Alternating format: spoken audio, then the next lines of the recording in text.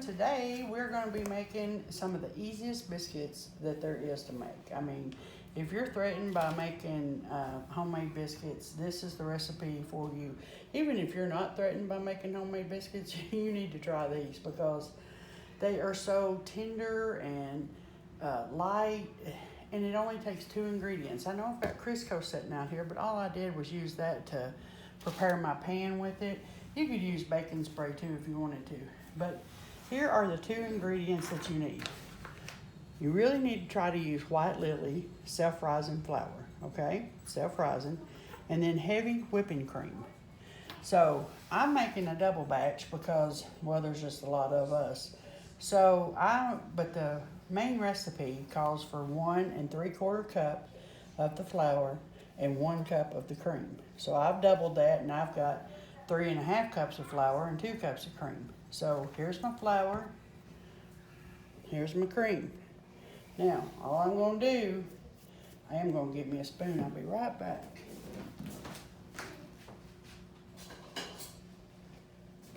I'll probably get in there with my hands here in just a minute anyway, but I like to just start off with a spoon.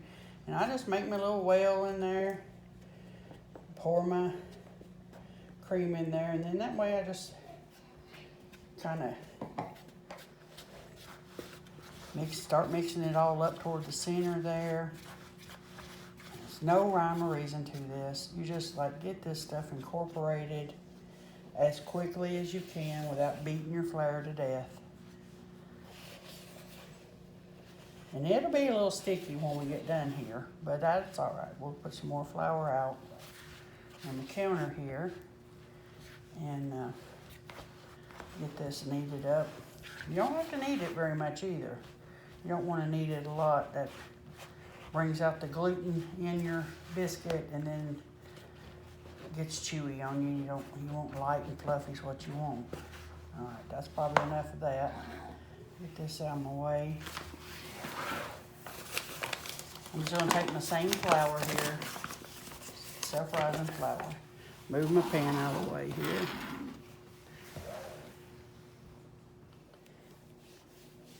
Then you don't want it globbed up there, just, rake it out like that. Okay? And then, see if I can kind of mash that into a ball. Seems a little dry today. Now, you get in there with your hands, and it's just like working with Play-Doh almost. Put that together.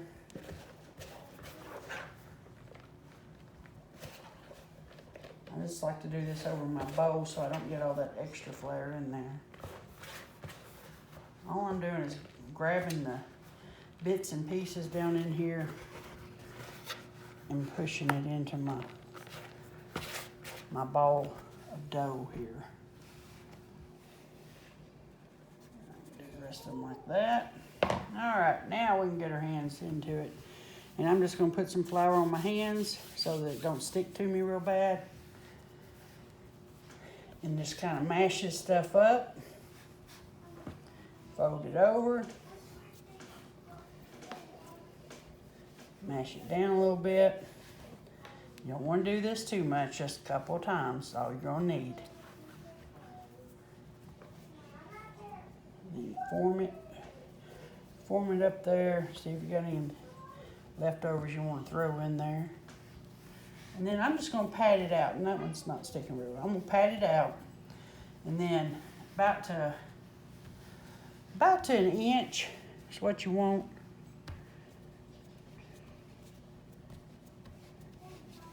No sense in rolling this out.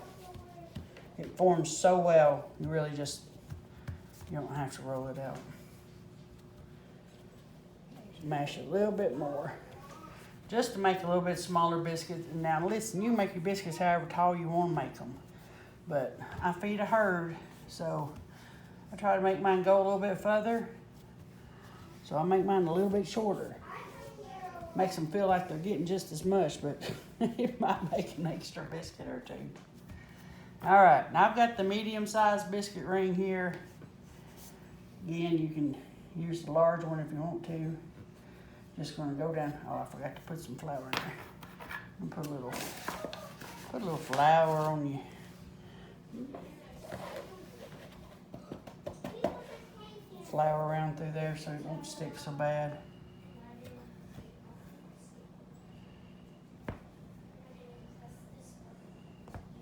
Get them as close as you can so you don't have to knead this flour no more, or this dough no more than you have to get all your biscuits out.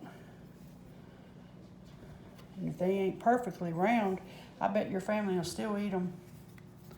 I've never had any of my crew say, oh, I can't eat that biscuit because it's got a straight side on it. It's not perfectly round. I promise you they're not going to do that. And if they do, they don't need your daggum biscuit anyway. Tell them to go eat some toast. Goes over here on my pan.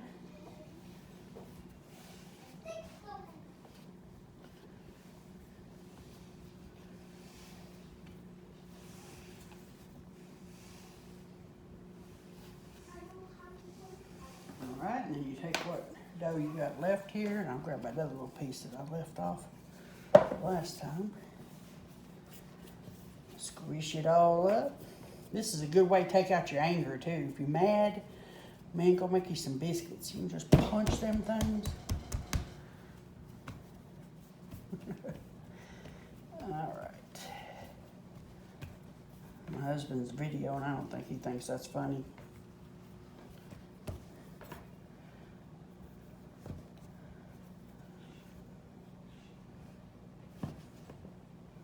See if I can squeeze one right out of there. It's not going to be perfectly round, but that's all right. These are a little bit, make them a little bit fatter. And then I got enough here for about one more. So I'll just patty that one up. We'll, should be the oddball, but that'll be all right. I might go ahead and cut one out of that because it's falling apart on me. And this one here, I just like to do crazy things when I have a little bit left over. Do whatever you want to do. I'll make a little donut out of mine. So I'm telling y'all, this is like playing with Play-Doh. See there. Donut biscuit. All right. Now I got my oven on. It's already preheated to 500 degrees. And I'm going to slide this right into the oven. And just a second here.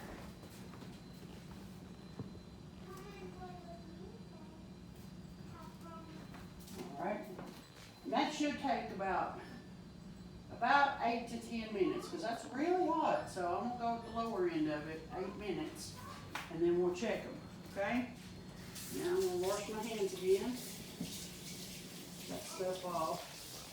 Now while those are cooking, we're going to make us some gravy to go with it. My crew loves biscuit and gravy. It ain't just my crew, it's me too. I love biscuit and gravy. Now for this, I'm going to turn my stove on.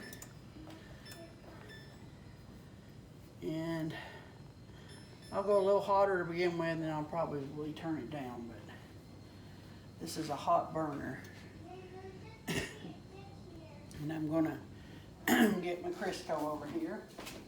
Now if I had some sausage grease or some bacon grease, that's what I would use as my base for my gravy. But I don't, I'm all out. My poor little bacon grease jar is empty. Well, it's about empty. And definitely not enough to make gravy with.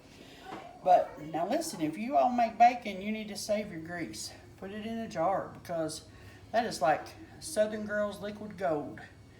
And I keep my bacon, a lot of times I cook bacon just to fill my bacon grease back up. Not that we don't love bacon too. It's just bacon, it takes a lot longer to cook. And even though I do it in the oven, it still takes, since there's 9 of us, it takes 3 sheet pans of bacon for us to have a meal. So it's just a lot of trouble. And But I will do that from time to time and get the grease from it to put in my jar because I love it for green beans and fried cabbage and gravy. It's good to put in your cornbread. You can fry your eggs in it. It's just good stuff. All right, that's starting to get pretty warm there. I'll go ahead and put my Crisco in here. You don't have to use Crisco. You can use lard. I have lard up there too. Whatever you want to use. And this is an all vegetable shortening, okay? So if you're wondering about that, in case you don't know what shortening is. Now, I wouldn't use canola oil or corn oil, definitely not olive oil. You want to use something that's solid, something that will solidify, a type of grease that will solidify. You can use the corn oil and stuff like that, but it's not going to be near as good, I promise you. It's going to have a little wanky taste to it. Where this doesn't have that much taste. It's just more just grease. And that's what you want. I'm using this new pot here, so I'm a little, I'm so not used to seeing that much grease in the bottom of mine, but this tapers in where my iron skillet goes straight up. So I think that's probably going to be about right.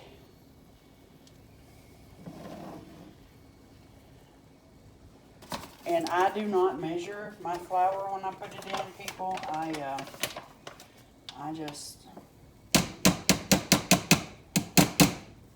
eyeball it. You don't want, so you want your grease to be really hot when you put your flour in, okay? And mine's not quite there yet. I'm seeing some smoke, so maybe it is getting there. All right. All right, so I'm gonna take and I'm just gonna spoon it out here. And I'm gonna shake it over. Now, if you already have your flour in a sifter, that's great. You can just sift it out in there. You don't have to sift your flour for gravy though. And I'm gonna put enough in here that I think is going to absorb that grease. All right, I'm gonna whisk her up here a little bit and see if I need more. And that's already activating, so it's already getting thick, and I am gonna need more. That's a little runny. You don't want it too runny. Put me one big old helping in there. I think that's it right there. All right, when it starts getting gluey on me, globby is what I like to call it. That's perfect right there. So I'm gonna mix that all up. You want that flour and that grease mixed up really good before you put your milk in there, because you gotta get your lumps out. And if you don't get your lumps out in this stage right here, you're not gonna get them out. You're gonna be eating lumpy gravy, which, you know, it's not terrible either, but. All right, so that's good. Starting to brown up on me a little bit. I'm gonna get my milk. It's still rolling good. I'm just letting it brown just a little bit more. You let that flour heat up a little bit. That's what gives it its flavor. Now you don't want it real dark, just a little bit. And I like the flavor of the darker flour. About like that. That's more of a tannish color. Then I'm just going to start pouring my milk in. Now I'm going to do a little at a time.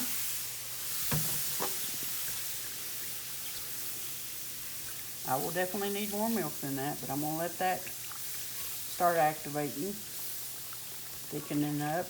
Okay, now I can already see I'm going to have more. You don't want to get too much flour or too much milk. So that's why I do it a little at a time. Plus I also like to bring it up a little at a time to make sure I get my lumps and everything out. Because it will lump up again once you put the milk in there. Won't be the little fine lumps that you're getting rid of when you're mixing it with the grease. But it'll still be, well, you can see, gloppy like that. Put some more in. I got a lot of flour in here, so I'll be making a big pot. Which it takes it from my family. You definitely probably don't want to make this much if you have a smaller family. Can put it in the refrigerator though and eat it the next day.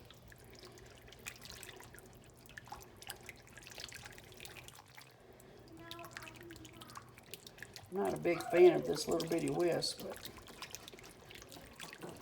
I usually do this in my iron skillet, and I use my bigger whisk. And I probably should have done that today too, but I really wanted to use this new pan. Just making me work a little harder. If you have an iron skillet, use your iron skillet, because then you can use your big metal whisk, and you ain't got to worry about scratching anything.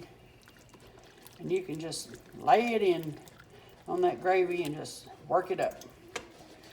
Whisk, fork, anything. Yeah, and we do that a lot too. We just use a fork, but I have gotten lately where I use a whisk a lot.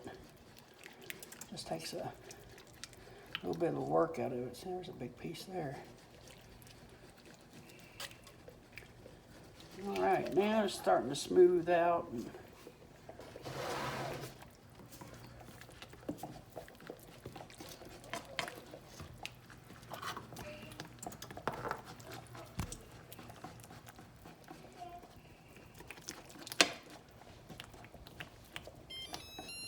Well, there's my biscuits done already, people. Maybe they're done. I'll go ahead and turn this off. I still have to season the gravy. That out of my way. Oven glove over here.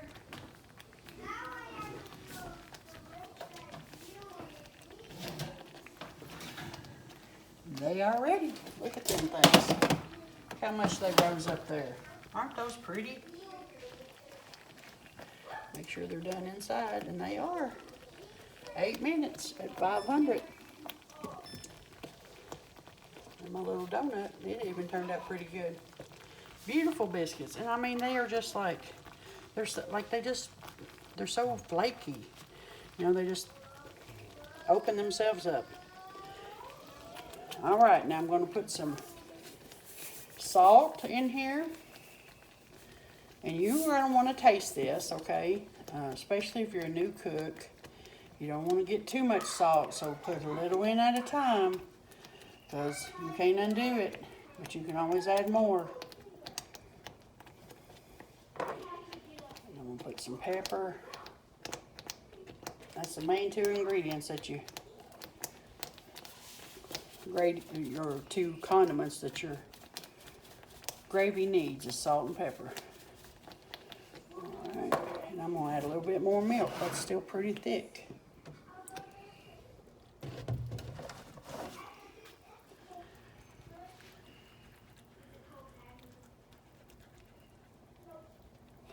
It's going to be good eating, people. Love biscuit and gravy.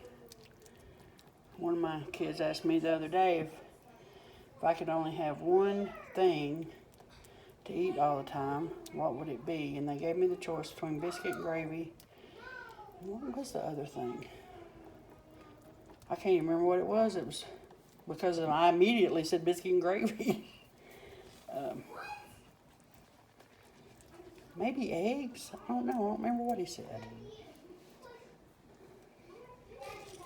Which I like eggs, but I'm not sure to do biscuit and gravy every day.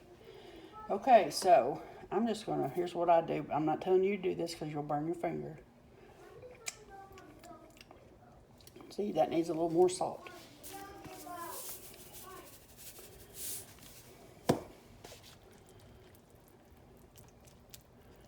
That's just the way that I check food. I just put my finger in there. I know my finger's clean, and I taste it like that. But the correct way is to get you a little spoon.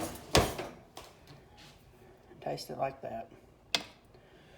But then you have to wait for it to cool down and blow it, dirty up a spoon. That is good. It's perfect.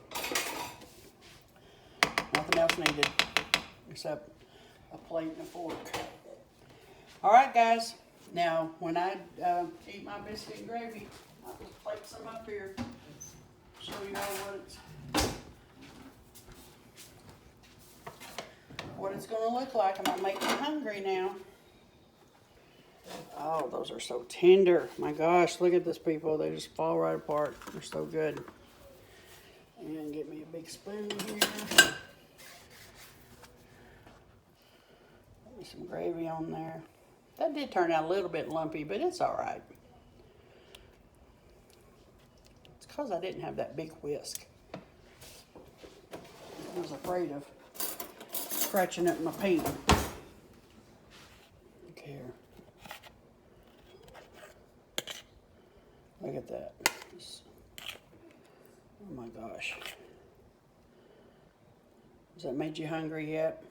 It sure has made me hungry. Okay, guys, that's it. If you have any questions, just let me know. I'd be happy to help you. Thanks.